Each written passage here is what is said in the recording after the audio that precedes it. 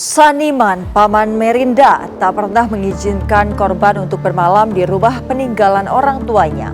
Namun saat malam kejadian, ia justru menginap diam-diam dengan pelaku. Saniman kini hanya meratapi kepergian sang ponakan yang sudah dianggap sebagai anaknya sendiri. Inilah serial tabir, wanita tewas di rumah kosong. Nahas korban saat bermalam.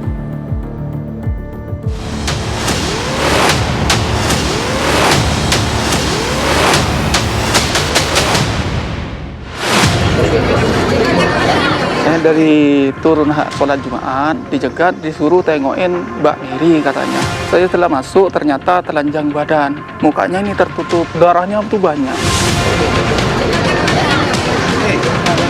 Sempat melakukan hubungan badan sebanyak 2 kali. Setelah itu terjadi cekcok. Pelaku mengambil sebuah kayu dan memukul korban sebanyak 3 kali. Setelah itu pelaku mengikat leher dari korban menggunakan celana jeans milik korban.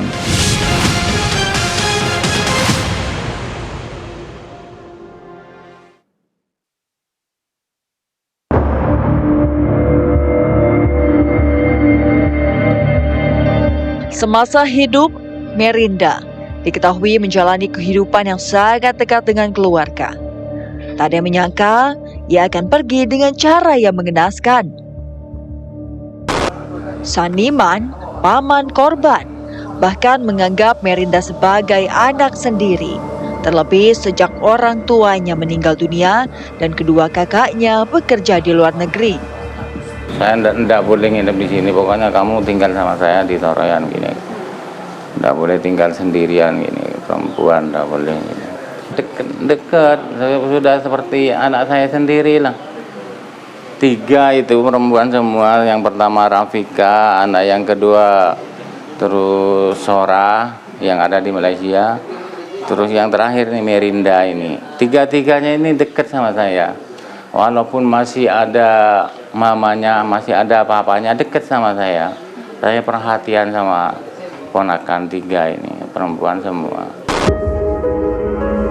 Kekhawatiran Saniman membuatnya tidak pernah mengizinkan Merinda bermalam di rumah peninggalan orang tuanya yang kosong. Namun, pada malam kejadian, Merinda yang dikenal patuh terhadap sang paman justru secara diam-diam bermalam dengan pelaku. Minta mau nginep di sini tapi di TKP tapi enggak boleh sama saya khawatir. Enggak boleh nginep di situ. Kalau kamu nginep di situ, saya ambil motornya, aku bilang gini. Jadi enggak pernah nginep di sini. Pas kejadian itu bilangnya ke saya mau nginep di rumah teman.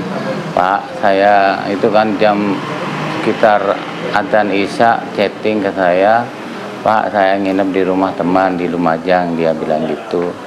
Ya saya enggak nanya, saya jengkel karena menginap di rumah teman itu, nginep di rumahnya sendiri saya enggak boleh, khawatir gitu. Apalagi nginep di Lumajang, mau saya suruh pulang, saya khawatir takut di jalan ada apa-apa. Ya saya biarin aja. Meski Saniman mengetahui hubungan asmara keponakannya dengan pelaku, ia tak pernah merasa ada yang janggal dari keduanya. Saniman selalu mengetahui kapan dan kemana Merinda pergi. Namun, kini upaya menjaga Merinda hanya menyisakan duka yang berkepanjangan.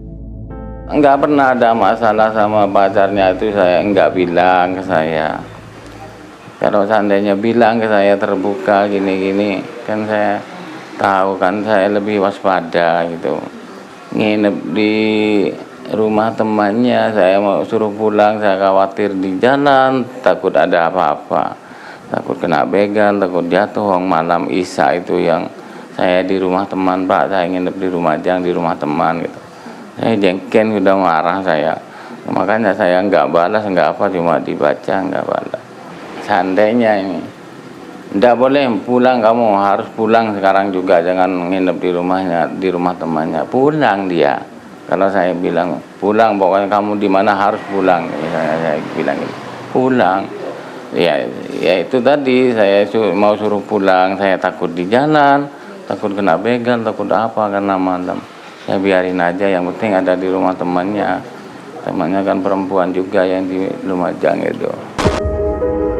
Sementara itu, di lingkungan tempat tinggalnya, Merinda dikenal sangat baik dan murah hati.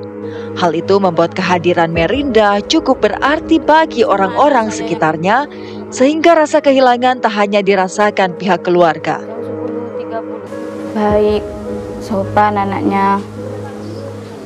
Pokoknya baik anaknya wis. Ya biasanya manggil gitu. Ya apa? Kehilangan nggak Mbak? Kehilangan.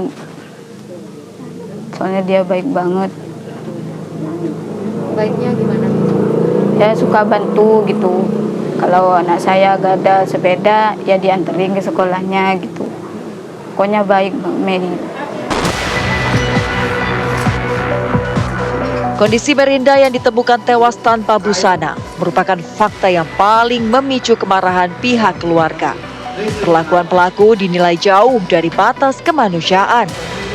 Keluarga korban hanya dapat berharap jika keadilan dan hukuman seberat-beratnya dapat dikenakan kepada pelaku.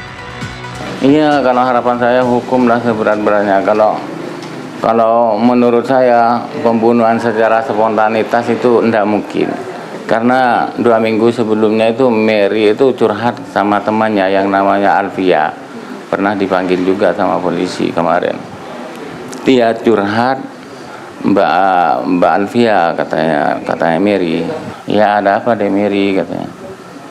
Saya kayaknya mau dibunuh, saya takut dibunuh sama Ari katanya.